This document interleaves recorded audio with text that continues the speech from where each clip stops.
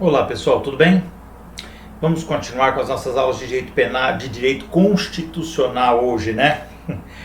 Vamos continuar na análise dos institutos, os incisos do artigo 5º da Constituição, direitos e garantias fundamentais individuais e coletivas, tá? Muito bem, nós vamos dar continuidade no ponto em que paramos na última aula. Se tem alguma vantagem nessa atividade que estamos fazendo assim online, eu posso adiantar-lhes que é uma das poucas vezes que eu consigo trabalhar de forma pormenorizada, mais detalhada, os incisos do artigo 5º. Eu não nego para vocês que durante as aulas presenciais fica um pouco mais difícil a gente conseguir trabalhar desta forma. Eu faço alguns comentários, mas do jeito que nós estamos fazendo assim, realmente eu acho que é a primeira turma que eu tenho conseguido fazer. É o lado bom da coisa, né? Bom, tem que ter alguma vantagem, tá certo? Vamos continuar, pessoal. Estamos falando agora dos direitos de segurança. Lembra que o artigo 5º ele tem 5 direitos. Então nós temos a vida, a liberdade, a igualdade, a segurança e a propriedade. Estamos na segurança, lembrando que nós estamos falando de segurança jurídica, né? Especificamente os direitos mesmo do cidadão que buscam impedir que o Estado avance sobre ele. O próximo item que nós vamos falar, pessoal, muito importante, continuando da última aula, é o inciso L1, né? 51, que nós teríamos lá: nenhum brasileiro será extraditado. É uma regra, né? Veja que é uma daquelas situações pitorescas, porque quando nós falamos dos outros direitos, você está lembrado que a gente sempre falava assim: ninguém, nenhuma pessoa, ou todos. Aqui você viu que ele foi pontual. Você notou? Ele fala: nenhum brasileiro será extraditado. Espero que você esteja com a sua Constituição na mão, tá bom? Para que você vá lendo enquanto eu vou explicando para você, tá bem? Constituição na mão. Nenhum brasileiro será extraditado. É a regra. Aí vem a exceção, salvo, para nós exceto, o naturalizado, que é um tipo de brasileiro que vocês, salvo engano, já viram isto sobre naturalização, né? Vocês já viram com a professora Magali. Então eu não estou aí falando nada muito estranho. Mas veja, o naturalizado, o brasileiro naturalizado, poderia vir a ser extraditado? Sim.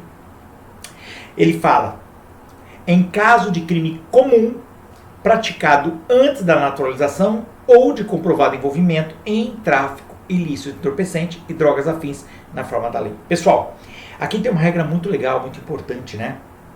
Fala da extradição. Já comentamos sobre isso. Uma das penas que são proibidas no Brasil, lembra? É o banimento. O banimento é a expulsão de um brasileiro. Extradição não é banimento, entenda. A extradição, pessoal, é um instituto de direito internacional pelo qual um país solicita ao Brasil, vamos pegar essa situação, que nós entreguemos para eles alguém que está sob nossa custódia, que cometeu algum crime naquele país, entendeu? Ninguém vai pedir extradição porque está com saudade. Veja bem, o sujeito cometeu um crime e foge para o Brasil. Seria essa a ideia, né? O plano é esse, ele foge para o Brasil e aí o outro país, sabendo que ele está aqui, pede para que a gente entregue o sujeito para eles. O país não pode invadir o Brasil, não, o outro país não pode vir mandar seus policiais aqui, pegar e levar embora. Feriria a nossa soberania, entendeu? Então por isso eles têm que pedir. A regra é que se for brasileiro não será extraditado. Mas cuidado, aqui ele está falando do brasileiro nato. Brasileiro nato, lá do artigo 12, inciso 1º, tá? Da Constituição Federal. É o nato. O nato não pode ser extraditado, por pior que seja. Ah, mas o cara cometeu o crime. Não importa. Ele não pode ser extraditado. A única exceção é o naturalizado. Aquele que era estrangeiro, pediu a naturalização, que é um procedimento formal, e conseguiu. Então agora ele é brasileiro.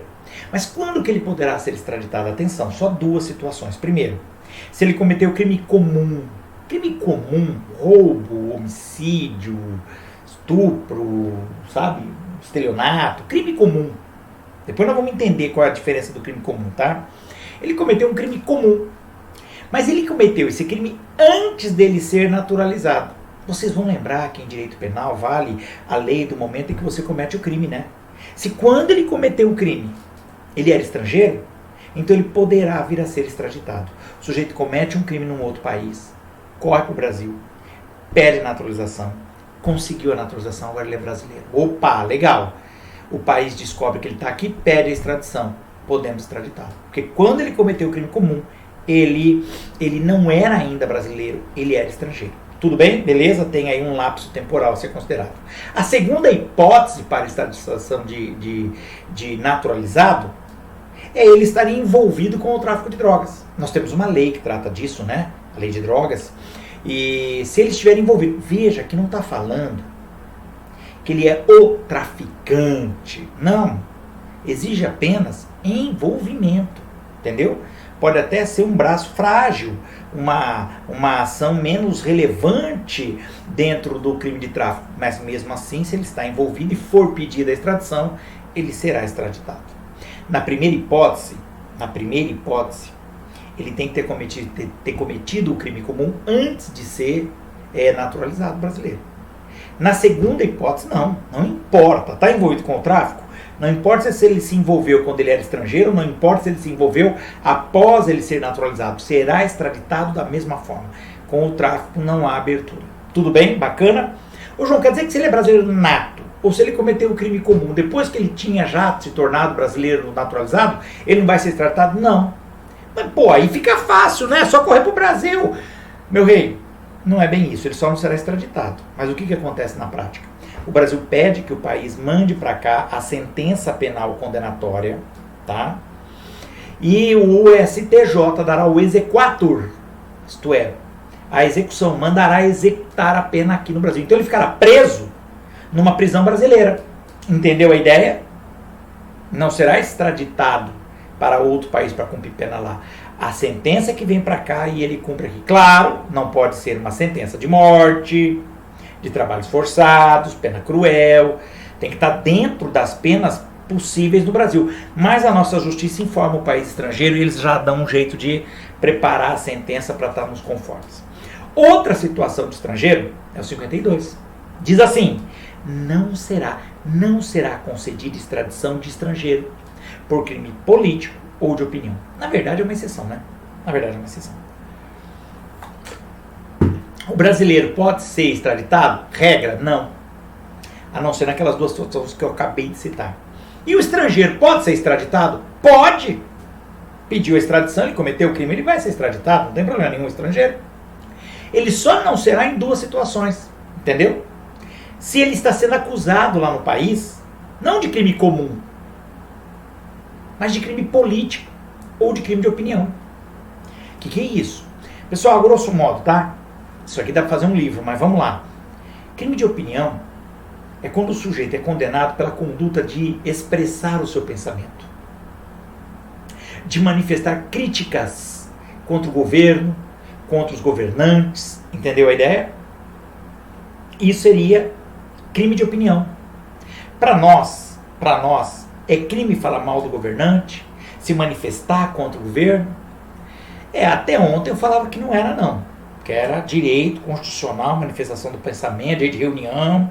Hoje a coisa está meio esquisita, né? Mas, ainda assim, pelo menos em tese, nós não punimos o crime de opinião. Isso não existe para nós, crime de opinião. Tudo bem? Porque é direito. Muito bem. O outro é o crime político. Se o cara está sendo acusado de crime político, aí não é se expressar, não. Aí é uma ação mesmo. O sujeito pega em armas, muitas vezes. Mas veja, a ideia aqui é de pegarem armas contra um governo ditatorial, um governo malvado, um governo despótico, né? Seria o herói do filme, você está entendendo? Que luta aí contra um governante malvado, tá? Contra um governo do mal, muito bem, um império, né? Então seria um Jedi, muito bem. A ideia aqui, pessoal, é que ele pega em armas e comete esse crime, mas na verdade, porque ele está tentando, em tese, derrubar um governo que oprime o povo. Isso é muito relativo, né? Isso é muito relativo, porque o negócio é provar isso aí. Mas, de qualquer forma, a regra é essa. Se o sujeito está sendo acusado de crime político ou de crime de opinião, o estrangeiro que correr para o Brasil, ele não será extraditado. Porque para nós isso aí não é crime. Tá legal? Beleza, bacana? Boa, muito interessante isso aí, né? Vamos aos próprios. Veja que é direito de segurança, né? Segurança jurídica. tá? Impedir certas arbitrariedades por parte do Estado. Ninguém será processado, próximo 53, ninguém será processado nem sentenciado, senão pela autoridade competente. Isso aqui, na verdade, é um reflexo do que nós já vimos lá atrás. Lembra do princípio do juiz natural? Né? Ninguém vai ser, não haverá juízo ou tribunal de exceção? É isso. Na verdade, é o que ele está falando. Quem é que pode processar alguém? Quem é que pode sentenciar? Aqui dá uma discussão boa. Sentenciar é óbvio. Sentença somente o juiz pode dar.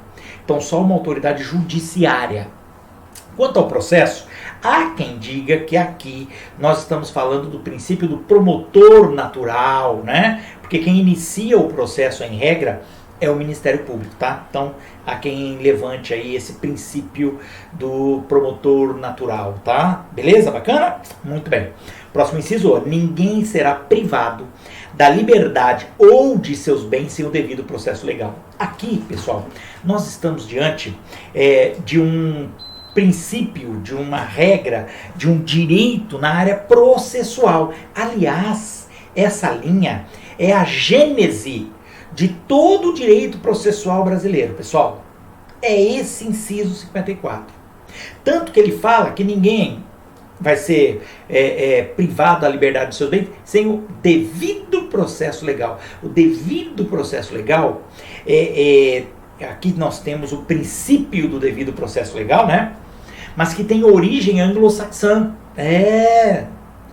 Norte-americana ou inglesa. Princípio em inglês, due process of law. Due process of law. Inglês para vocês.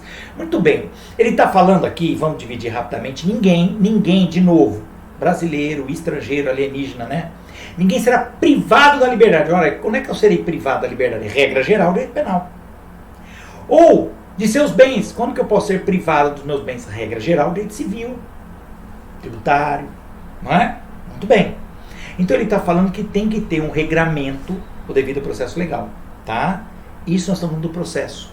Aquelas regras que já estão anteriormente previstas, que serão utilizadas para processar alguém. Tudo bem? Então é isso que ele está dizendo. Então, o nosso direito processual, todo ele tem a gênese, a semente, nessa linha, no 54. Beleza, bacaninha? Boa. Outro, aos litigantes. Litigantes é quem está em litígio, né? Quem tem uma pretensão resistida, então tem que ir ao judiciário para tentar conseguir os seus direitos. Então, aos litigantes, em processo judicial ou administrativo, e aos acusados, em geral, se acusados, estão no direito penal, são assegurados o contraditório e a ampla defesa, com os meios e recursos a ela inerentes. Pessoal, aqui na verdade é um reflexo do devido processo legal. Porque essa ideia de contraditório e ampla defesa está em todos os códigos de processo, seja civil, penal, administrativo, porque eu estou ressaltando que ele fala processo administrativo também. E o contraditório, o que é? É contradizer. Na regra, o que significa é que toda vez que uma das partes levar algo ao processo, a outra parte terá o direito de comentar sobre o que ele trouxe e fazer a sua defesa. Tudo bem? Isso é o contraditório. Não é um monólogo. Os dois lados podem falar. Quanto à ampla defesa, é usar aí os meios necessários para provar o que eu estou alegando. Se eu falo que eu sou inocente, bom, então tá, eu terei todas as possibilidades para provar o que eu estou dizendo. Posso pedir documentos, posso solicitar testemunhas, entendeu? É isso. Na verdade, como eu disse, isso aí está dentro do devido processo legal. Bacana. Outra regra ainda dentro do processo. Ele diz que são inadmissíveis, quer dizer, não vai ser admitido no processo as provas obtidas por meios ilícitos. Pessoal, a justiça, o Estado, quando busca realizar a justiça, quando ele busca processar, punir e condenar alguém, ele deve fazê-lo pelos meios previstos legalmente, seguindo os procedimentos, entendeu? Ele não pode se utilizar de meios ilícitos, ilegais, contrários à norma. Então, o que significa na prática? Que não é possível você conseguir confissão por meio de tortura, entendeu? Você não pode conseguir uma prova por meio de uma escuta clandestina de uma comunicação telefônica, já vimos que só o juiz pode fazê-lo.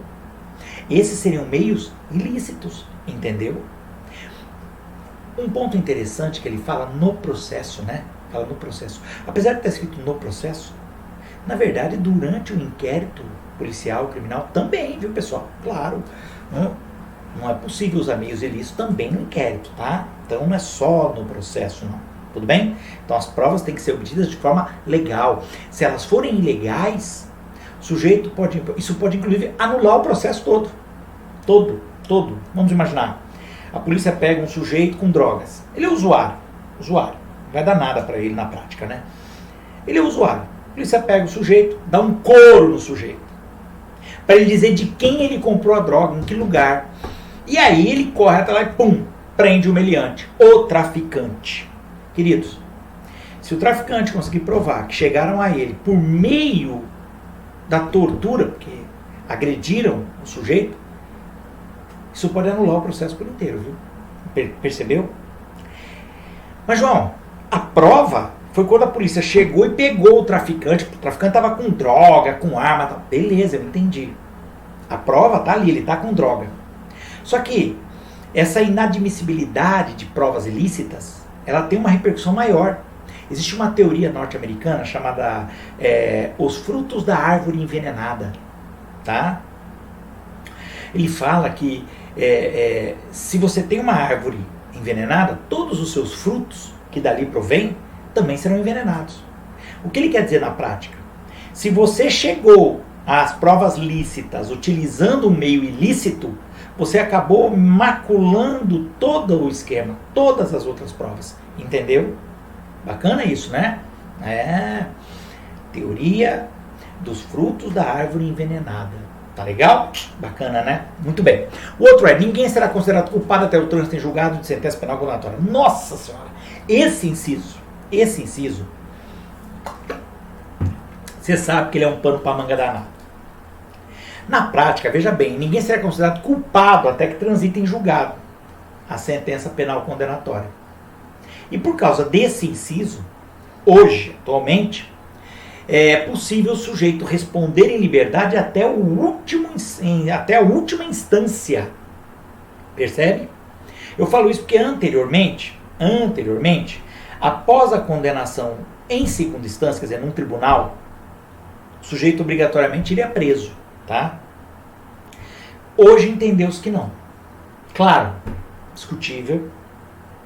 Isso já foi avaliado várias vezes nos últimos 20 anos, 15 anos, acho que umas 9 ou 10 vezes o Supremo analisou isso. E na imensa maioria ele entendeu que deveria prender. Deveria. Acho que 2 vezes em 10 é que foi decidido que não deveria. Salvo engano, em 2006, 2005 e agora. Interessante isso, né? Por que será? De qualquer forma, por enquanto é essa a ideia. Claro, o juiz pode mandar prender após segunda instância o tribunal se entender que há, por exemplo, motivos para a prisão preventiva, mas não é para cumprimento já de pena, percebeu? O que é duro, né, pessoal? Porque, veja, a regra fala que ele não será considerado culpado. E o Código de Processo fala que o sujeito, quando for considerado culpado, ele vai para o rol dos culpados, no livro, né? Agora, pela quantidade de recursos que nós temos no Brasil, o sujeito pode ficar solto a dia eterno. Porque até processar todos os recursos, o tempo vai passando. Pode até prescrever o crime, né?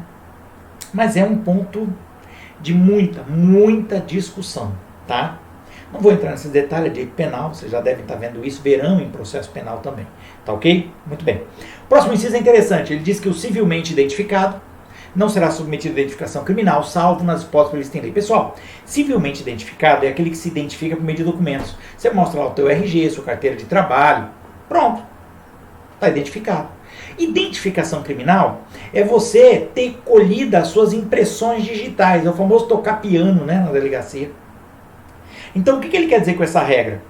O Constituinte de 88 entendeu que seria vexatório o sujeito ter que chegar na delegacia e mesmo depois que mostrou todos os seus documentos, ele ainda ter colhido as suas impressões digitais. Percebeu? Eles entendem que seria humilhante na delegacia isso acontecer. Então tá. Então, se o sujeito conseguiu provar, demonstrar a sua identidade por documentos, ele não precisaria se submeter à colheita das impressões digitais. Muito bem, bacana. O detalhe que eu chamo a tua atenção é que ele fala assim, salvo as hipóteses previstas em lei. Porque tem várias leis que obrigam. Por exemplo, se o sujeito é acusado de participar de organização criminosa, meu amigo, organização criminosa não tem jeito. Por mais que você mostre os documentos, vão colher as impressões digitais. Outra situação, se você for acusado de falsidade documental. Ora, se você é acusado de falsidade de documento, a autoridade não é obrigada a aceitar o seu documento, né, o que você está provando, porque pode ser falso. Então vai colher as impressões digitais. E tem aquelas situações práticas, né, onde a foto do documento não corresponde com a pessoa. Aquela em que você tira a foto com 15 anos, né, e agora você tem 50. E aí? É outra pessoa. 15 anos era cabeludo, cabelo vinha aqui, roqueiro. E hoje está careca, não tem mais cabelo. E aí? A mulher, tira a foto quando tem 12, 13 anos, fazer lá o RG e fica com ele. Hoje está com 40. Mudou, nossa, mudou muito. Fora que mulher muda facilmente, né? Quase é um camaleão, né? Porque a mulher pinta o cabelo de preto, pinta o cabelo de loiro, põe botox, estica daqui, arruma de lá. É uma possibilidade, né? Claro. E aí ela pode ficar muito diferente, né? Ora, se não for possível reconhecer pela foto, então a autoridade poderá colher as impressões digitais. Paciência, né? Ou às vezes o nome da pessoa, os dados da pessoa no documento estão muito gastos, né? Entendeu? Você não consegue ler direito o nome do pai, da mãe, tal local que nasceu. Então, nesse caso, paciência, tá bom? Muito bem, boa. Ainda, você vê que várias regras, vários direitos dentro da área processual. Legal, né? Ele ainda fala assim, ó, será admitida ação privada nos crimes de ação pública, quando esta não for intentada no prazo legal. Mais uma regra processual. Vamos traduzir um pouquinho. Você sabe que a maior parte das ações penais, vamos falar das ações penais em regra, elas são públicas, concorda? O Ministério Público entra com a ação. Mas ainda existem algumas situações de ação penal privada. Por exemplo, crimes contra a honra. Nos crimes contra a honra, é a vítima que deve entrar com a ação. Tudo bem? Se ele se sentir desonrado. O que eles estão colocando aqui é que nos crimes que são de ação pública, que o Ministério Público tem que entrar com a ação, né, impetrar a ação, neste caso, se por um acaso o Ministério Público não entrar, não importa o motivo, tá bom? Mas não entrou com a ação pública. Por quê? Porque viajou, porque perdeu o prazo, porque não está dando tempo, porque está doente, não importa. Daria a possibilidade para a vítima ou os familiares da vítima entrar com ação privada no lugar da ação pública. Percebeu? Se ela não entrar no prazo legal. Porque existe um prazo, a grosso modo, presta atenção, depois que acaba o inquérito, que o inquérito é enviado para o Ministério Público, regra geral, tá? Ele tem, por exemplo, 15 dias, dependendo do caso, 30 dias para entrar com a denúncia, né? A ação mesmo penal pública. Se ele não fizer dentro do prazo, a vítima ou os familiares podem entrar com ação privada. O que não impede que depois que a ação está em andamento, o Ministério Público volte, pegue a ação e continue no lugar da vítima. Tá bom? Mas é interessante para a gente ter aí uma análise, tá? Outra situação interessante, ainda processual, diz assim: a lei só poderá restringir a publicidade dos atos processuais quando a defesa da intimidade ou o interesse social o exigirem. Aqui, pessoal, nós temos a análise de um princípio muito importante, o chamado princípio da publicidade. Toda a administração pública está inserida nessa ideia. Tudo que a administração pública, em tese, o Estado faz, é público. E você tem que lembrar que o judiciário é parte do Estado. Parte do Estado.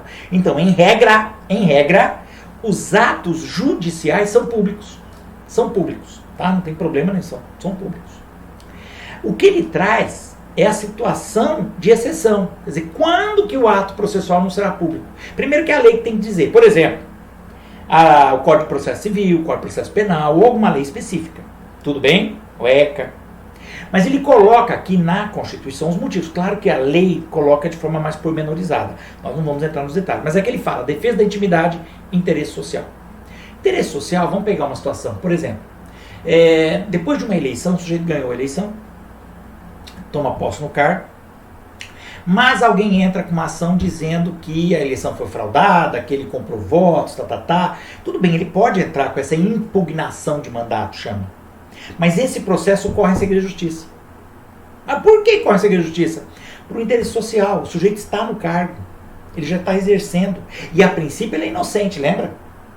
Ora, como é que o sujeito vai conseguir administrar a coisa pública? Que afinal, quando ele ganhou a eleição, tem que respeitar os eleitores dele, né? A princípio ele ganhou a eleição. Ele é inocente. Então por isso corre em segredo de justiça. Para que não haja essa nuvem sobre ele. Então interesse social. Agora, quando ele fala da defesa da intimidade, pessoal, regra geral, são as ações na área de família, que vocês vão ver mais para frente. Então, por exemplo, no caso de divórcio, investigação de paternidade, anulação de casamento, alimentos. Percebeu? Essas ações correm em segredo de justiça. Por quê? Ora, há interesse da sociedade em saber o que aconteceu nessa relação aí, nessa família? Não, curiosidade todo mundo tem. Mas não vai saber. Por quê? Porque isso só interessa a eles. Tá entendido? Então o processo corre em segredo de justiça. Para defender as partes, né, para respeitar a intimidade das partes. Às vezes tem criança envolvida, respeitar também a criança. É interessante que o nome não apareça. Veja que geralmente só aparecem as iniciais. Entende? Num divórcio, por que está divorciando? Muitas vezes existem motivos íntimos aí, né? Da intimidade da pessoa. Então vai correr em segredo de justiça. Não é possível que toda a sociedade fique sabendo o que está acontecendo entre o casal. Tá bom? Isso é pessoal. Beleza? Bacana? De boa, né? Um outro ponto importante agora fala de prisão. Nós estamos numa situação interessante. Prisão, pessoal. Na verdade, nós temos dois tipos de prisão no Brasil. A prisão penal, se é penal porque tem crime, e a prisão civil. Cuidado, não vamos falar mais de cada vez. A prisão penal, quer dizer, pelo cometimento de um crime, é essa. Olha o que diz no inciso 61. Ninguém será preso se não em flagrante delito ou por ordem escrita e fundamentada da autoridade judiciária competente. Quer dizer, mano, que nós só pode ser preso em duas situações. Só em duas. Ou você é pego em flagrante delito, e depois vocês vão ver mais pra frente o que é esse flagrante. Não quer dizer que o cara tem que estar tirando a faca do peito da vítima. Não. Pode ser um tempo depois ainda. Esse tempo de flagrante, ele é meio relativo, tá? Ou por ordem escrita e fundamentada da autoridade judiciária. Pessoal, a ordem da autoridade judiciária, aí pode ser uma sentença, um acórdão. Quando o juiz condena o sujeito, geralmente ele coloca no final lá a ordem para que ele seja recolhido ao cárcere, né? Uma outra possibilidade também de ordem escrita seria prisão temporária, prisão preventiva, percebeu? Então nós temos essas situações. Então é a única forma de alguém vir a ser preso. Ou flagrante ordem do juiz. Mas tem uma exceção, tá? A exceção seriam os militares, pessoal. Militar tem um outro tratamento. O militar tem um código penal militar próprio, um código de processo penal militar próprio. Então eles falam em transgressão militar ou crime propriamente militar. A transgressão seria uma espécie de contravenção para nós, né? Um crime um pouco menor. Os militares têm muitas coisas, muitas regras. Então, por exemplo, o turno não pode estar sujo, não pode estar faltando botão no uniforme, entendeu? Ele não pode estar sem fazer barba. Tem uma série de regras aí e que podem levar até a prisão. Tudo bem? E veja, ele não será preso por um juiz. Ele será preso pelo seu superior hierárquico. Crime propriamente militar seria, por exemplo, desobediência. Entendeu? Por exemplo, se você desobedecer teu patrão, o máximo que ele faz é te mandar embora. Ele não vai te prender. Agora, se um militar desobedece ao superior, ele fica preso. Tudo bem? Bacana. Muito legal. Eu vou dar um pequeno pulo e vou falar de uma outra prisão, tá? A prisão civil. O que é a prisão civil? A prisão civil está no inciso 67, LXV2. Se você está com a Constituição, desce um pouquinho. LXV2. Muito bem. A regra, bom, se é prisão civil, não tem crime. Ninguém cometeu crime. Concorda que ninguém cometeu crime? Beleza. Ora, se ninguém cometeu crime e vai preso, regra, não, tá? Por quê? Porque o que sobraria, se não é uma conduta criminosa, é o quê? Dívida. E a regra é clara, não haverá prisão civil por dívida. Essa é a regra. No Brasil, é isso que se entende. Ninguém vai ser preso por dívida. Tá bom? Tá bom. Vai sujar o nome, você pode ser impedido de comprar, o nome vai para o SPC, podem executar você, execução civil, né, para tentar receber, mas preso você não vai. Tudo bem? Claro, porque eu estou dizendo que não é crime. Se você emitir um cheque sem fundo e dentro do prazo certinho o cara vai lá e o cheque volta sem fundo, pode ser crime que é estelionato, tá? Então fica ligado. Faz no carnê, no boleto. A regra é que ninguém será preso por dívida. Regra, porque tem exceção. Salvo, exceto, e agora a Constituição traz duas situações. Primeiro, o responsável pelo inadimplemento voluntário e inexcusável de obrigação alimentícia é o depositário infiel. Vamos falar do primeiro? Esse inadimplemento voluntário e inexcusável de obrigação alimentícia, o que é isso? É o cara que não pagou a pensão alimentícia, meu bem. Se tem uma coisa que vai preso, é você não pagar a pensão alimentícia, tá? Não pagar, o cara vai preso. Se você matar alguém, a gente até pode ver o que dá para fazer.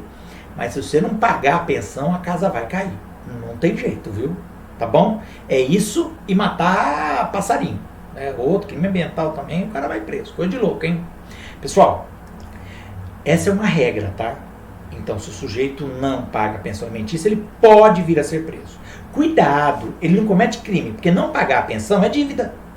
É dívida, não é crime. Por isso que é uma exceção à regra. É uma exceção por causa disso. O sujeito tem que ficar preso em uma cela separada dos outros, né? Dos bandidos. Porque ele não é criminoso. Ele só não pagou uma dívida, que é a pensão alimentícia. Tá entendido? Beleza, isso aí? Vai preso, tá? Muito bem. O depositário infiel. O depositário, pessoal, vamos lá. É aquele sujeito, vamos pegar o nosso caso do judiciário, né? Da área jurídica. É quando o juiz coloca uma pessoa como guardião, entre aspas, né, de um bem. Vamos dizer que duas pessoas estão aí discutindo por um bem, por um objeto, os dois dizem que são donos, e o juiz tem que decidir. Só que vai demorar um pouco até decidir quem é o dono. O que ele faz? Para não deixar com nenhum deles, ele pega o objeto, pá, e coloca na mão de alguém. Pega um terceiro e fala, ó, cuida desse objeto, a hora que eu decidir quem é o dono, eu vou pedir de volta e eu entrego para quem eu achar que tem direito. Muito bem, e essa pessoa que ficou com o objeto fica como depositário desse objeto, tá? Desse bem. E ele deve cumprir fielmente a guarda do objeto, né? A função de depositário, cuidar do objeto, não deixar que se estrague, se perca e tudo mais. Entendeu? Se por um acaso, ele estando como, né, depositário, se ele perder o objeto, se sumir o objeto, se estragar o objeto, ele se torna então depositário infiel. E, pela Constituição, ele poderia ser preso. Pessoal, já há bastante tempo, o judiciário não vem prendendo. Pô, sacanagem. Um terceiro, não tem nada a ver com a história, o juiz joga uma batata quente na mão dele para ele tomar conta de alguma coisa. Se a coisa se perde, estraga, eu ainda posso ir preso. Quer dizer, pô, hoje inclusive existem empresas jurídicas, viu? Pessoa jurídica que é depositário, eles têm galpões que eles guardam as coisas justamente para a justiça, para não ter problema. Mas já há bastante tempo que o judiciário não vem prendendo o depositário infiel, porque sacanagem, né? Pô, injusto. Mas agora já está resolvido. Por quê? Porque o STF fez uma súmula dizendo que é ilícito, é ilegal a prisão de qualquer tipo de depositário. Entendeu? Inclusive era muito comum antigamente você comprava um carro, só que você não tinha dinheiro, então você financiava no banco. Então você comprava o carro, mas na verdade o carro era do banco. Você ficava como depositário do carro e ia pagando o banco, entendeu? Se você olhasse no documento, o dono do carro era o banco. O que acontecia? Se acontecesse algo, você parasse de pagar, o banco mandava buscar o carro. Se você sumisse com o carro, o banco pedia a tua prisão, porque você virou depositário infiel, entendeu? Hoje não se discute mais, por quê? Por causa da súmula, tá? Então, por causa dessa súmula, nenhum depositário mais vai preso. Pode haver processo na área civil, um monte de coisa, talvez um estelionato, se o cara fez algum golpe, alguma coisa, mas simplesmente por ser depositário, não vai mais preso. Agora eu chamo a tua atenção. Constitucionalmente, não foi retirado. Aí você vai falar, pô, mas então, como que não pode? Se na Constituição está dizendo que pode prender? Pessoal, Eu já comentei com vocês que os direitos do artigo 5º, os direitos fundamentais, não são absolutos. Sim, todos eles têm exceção. Outra coisa que eu falei é que não é possível, veja bem, você alterar para menos os direitos, quer dizer, te retirar direitos do artigo 5º. Você não pode retirar direitos, não pode. Agora, e dar direitos ou aumentar direitos, você pode aumentar? Pode, é o caso. Lembra que aqui são direitos para a pessoa humana, né? No caso, é o direito de não vir a ser preso por dívida. Nós tínhamos 2 exceções. Então, é exceção. A regra é não ser preso por dívida. Tinham 2 exceções. Se eu retiro uma, é bom? É bom. Você está aumentando o direito. Entendeu? Apesar de estar escrito ainda até hoje, depositar fiel na Constituição. Tá legal? Fique atento a isso. Eu peço que você tome um certo cuidado. Eu preferi falar das 2 juntas, né? As 2 formas de prisão juntas, porque eu acho mais interessante, mais prático, tá legal? Quando a gente fala das 2 juntas, fica mais fácil de imaginar a prisão penal e a prisão civil. Mas lembra que elas estão um pouquinho distantes uns dos outros, tá legal? Só pra gente fechar essa aula, entre a prisão civil e a prisão penal você tem alguns incisos, mas todos eles são direitos justamente para o preso, para quem for preso. A gente costuma ouvir muito falar assim, o leigo fala assim, não, mas no Brasil o preso tem um monte de direito. Tem mesmo. E boa parte deles estão na Constituição. É esses que nós acabamos de falar e que vamos falar agora. Primeiro que ele fala, no inciso LX2, tá? 62, é que a prisão de qualquer pessoa e o local onde se encontra serão comunicados imediatamente ao juiz competente e à família do preso ou à pessoa por ele indicada. Quer dizer, não existe mais a possibilidade do sujeito ficar incomunicável. Existia, viu? Existia. Na regra antiga, antes da Constituição de 88, alguém que fosse preso poderia ficar até 3 dias incomunicável, só falando com a polícia, não ia falar com ninguém mais. Então, hoje, esqueça. Isso foi inconstitucional. Assim que ele for preso, imediatamente avisa o juiz, imediatamente, dele, por que ele foi preso, aonde ele está, e também avisa a família dele ou quem ele indicar, tá bom? Muito bem. Outro direito. O preso será informado dos seus direitos, entre os quais de permanecer calado, sendo-lhe assegurada a assistência da família e de advogado. Pessoal, são vários os direitos do preso. Sabe filme americano que o cara vai e fala quais os direitos? Então, é mais ou menos isso. Mas um dos mais importantes é ele ficar quieto. Ele pode ficar calado, não precisa falar nada. Nem para os policiais que o prenderam, nem para o delegado durante o interrogatório, e nem para o juiz, se ele não quiser. E ele ficar calado não deve ser usado contra ele. Claro que o juiz pode entender que é uma chance dele se defender, se ele ficar em silêncio. Mas o silêncio em si não lhe acarreta nenhum dano, tá lá? Nenhum ônus. Beleza? Ele pode ficar quieto, não há problema nenhum. Quem tem que provar que ele é culpado é o Ministério Público, lembra? A princípio ele é inocente. E ele vai ter com certeza assegurado aí a assistência de um advogado. Família, nós já acabamos de ver que vai imediatamente avisar. Então ele pode ter contato. Outro direito, o preso tem direito à identificação dos responsáveis pela sua prisão e pelo interrogatório. Tanto é que você veja que o policial militar, aqui na farda, ele tem o nome dele, né? Para que possa se identificar, tá bom? Mas ao mesmo tempo ele pode querer saber o nome e tem que haver a identificação, entendeu? Então o delegado que for fazer interrogatório tem que falar, o investigador de polícia, o escrivão, os próprios policiais militares têm que se identificar. Por que ele tem que saber? Caso haja um abuso de poder, uma arbitrariedade, ele vai ter contra quem reclamar, contra quem ele vai acionar na justiça, por exemplo. Tudo bem? É isso. Outro. A prisão ilegal. Opa, prisão ilegal? O que é uma prisão ilegal? Você já sabe. Primeiro, se ela for por dívida, é ilegal, salvo as exceções. Outra, se ser uma prisão penal, não for em flagrante ou por ordem escrita e fundamentada do juiz, da autoridade judiciária. Aí seria ilegal. Tudo bem?